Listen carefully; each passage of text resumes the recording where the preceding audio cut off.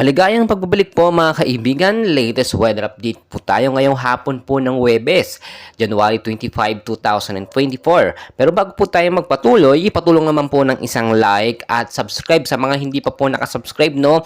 And pahit po ng notification bell para ma-notify po kayo kapag meron po tayong upload at updated po tayo sa lagay ng ating panahon.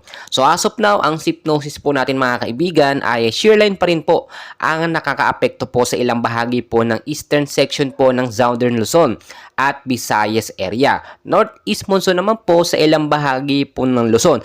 Uunahan ko na kayo mga kaibigan, wala pong bagyo sa loob ng Philippine Area of Responsibility. Pero may mga binabantayan po tayo ng mga cloud cluster dito nga po sa palibot po ng Philippine Area of Responsibility. Sa labas po yan, no? Wala pa naman pong direktang epekto sa ating bansang Pilipinas, pero mas maganda, no? Nahanda na po tayo at naka-ready tayo anytime magkaroon man ng sama ng panahon. Dito naman po sa may labas po ng Parno or yung mga kalapit bansa natin, may dalawang super typhoon po mga kaibigan, nakita po natin sa ating radar, no, via zoom.earth. So hindi ko pa yung niloloko, no, sa thumbnail natin. Totoo po may super typhoon. Ito po yung isa, yung extension po ng hangin niya pa northwestward. Posible pong magkaroon ito ng epekto sa ating bansang Pilipinas kung lumakas pa po ito ng tuluyan. Malaki po kasi yung nasasakop niya sa hangin, so posibleng magkaroon ng epekto sa atin. Dalawa po yan at posibleng makabuo ng cloud cluster kapag nagdikit sila or mas lumakas pa po. Matasop na, wala namang bagyo sa Pilipinas, pero meron tayong binabantayan po ng mga localized thunderstorm.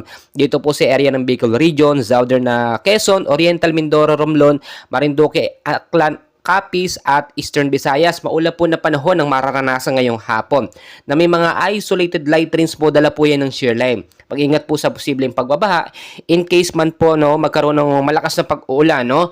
Ganoon din sa mga landslide prone area. Mag-ingat po tayo diyan. Dito naman po sa area ng Cagayan Valley, Aurora at ilang bahagi po ng Quezon, maulap din na panahon ng mararanasan diyan, dala ng northeast monsoon.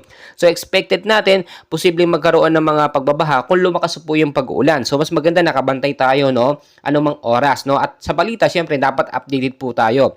Dito naman po sa Cordillera Administrative Region, maulit na panahon din po ang mararanasan na may mga light rains mga kaibigan, no. Dala yan ng northeast monsoon, wala pong significant impact pero mag-ingat pa rin po. At sa ilang bahagi naman po ng Metro Manila, kasama na po ang Luzon area, maulap din na panahon ng mararanasan ngayong hapon na posibleng magkaroon lamang po ng isolated light rains pagdating sa hapon. So mga kaibigan, paalala ko lamang sa inyo, always be ready. Know the weather before you go. Kung aalis man kayo, magdala ng payong jacket, kapote, panlaban po sa sama ng panahon.